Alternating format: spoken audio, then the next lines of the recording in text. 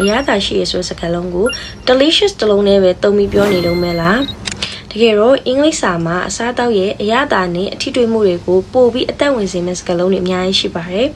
ဒီနေ့မှာတော့ teacher နဲ့အတူတူရှာဘော်ကအရသာ10မျိုးကိုဥပမာနဲ့တကွအင်္ဂလိပ်လိုလေ့လာကြည့်ကြရအောင်ပထမဆုံးအနေနဲ့ကတော့နေ့စဉ်ကြုံတွေ့နေရတဲ့အခြေခံရတာ5မျိုးပါ sweetချိုသည် this cake is so sweet ဒီ cake ကအရန်ချိုတယ် sour ချင်သည် lemons are very sour တမြန်သီးတွေကအရန်ချင်တယ် salty ငန်သည် the soup is a bit salty ဟင်းရီကနည်းနည်းငန်တယ် bitter ခါသည် black coffee tastes bitter black coffee ရဲ့ရတာကခါတယ် spicy ဆက်သည် I love spicy food ငါကဆက်တဲ့အစားအစာတွေကိုကြိုက်တယ်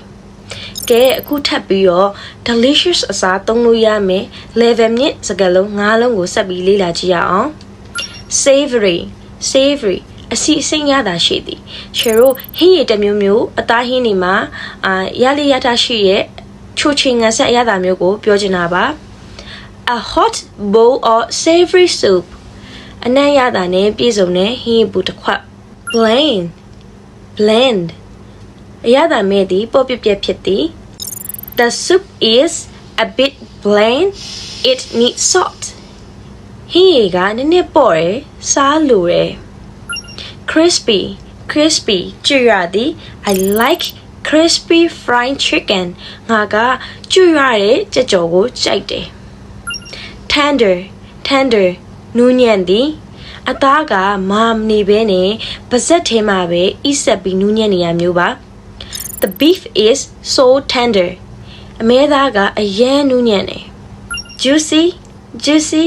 အရည်ရွှမ်းသည် this watermelon is so fresh and juicy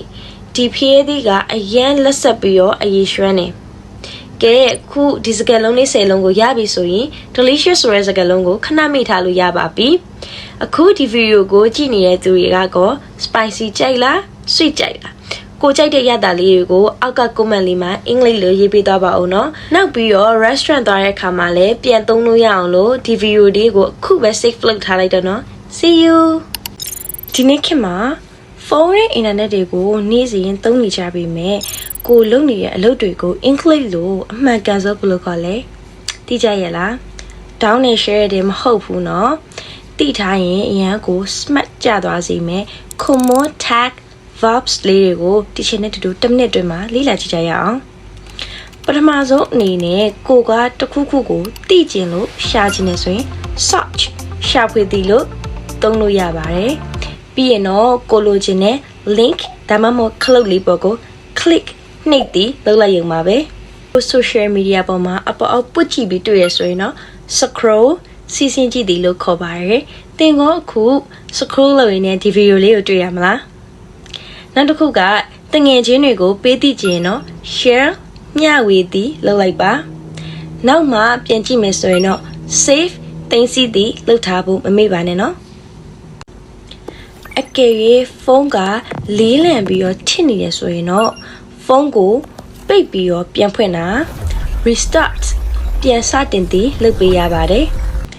အင်တာနက်လိုင်းရဖို့အတွက် Wi-Fi နဲ့ connect ချိတ်ဆက်သည်လုပ်ဖို့လိုအပ်တယ်လို့မျိုးပဲပေါ့နောက်ဆုံးတစ်ခုကတော့ကိုယ့်ရဲ့အကောင့်ထဲကိုဝင်တဲ့အခါမှာ log in ဝင်သည်ပြီးတော့အကောင့်ထဲကပြန်ထွက်ချင်တယ်ဆိုရင် log out ထွက်သည်လို့သုံးပါတယ်ကဲဘလို့လဲဒါလေးတွေကတော့လွယ်ကူရိုးရှင်းပြီးတော့နေ့တိုင်းသုံးလို့ရတဲ့ tech verb လေးပဲဖြစ်ပါတယ်အင်္ဂလိပ်စာတိုးတက်ချင်တဲ့ကိုယ့်ရဲ့တငယ်ချင်းတွေကိုပါမြင်သွားအောင်လို့ဒီဗီဒီယိုလေးကို share လုပ်ပြီးတော့ save ထားလိုက်တော့နော်နောက်ထပ်ဗီဒီယိုတွေကိုစောင့်ကြည့်ကြရင် page ကိုအခုပဲ follow လုပ်သွားလိုက်တော့နော် see you in the next video သင်ကအစားအသောက်ကိုအရန်ကြိုက်တဲ့ foodie လား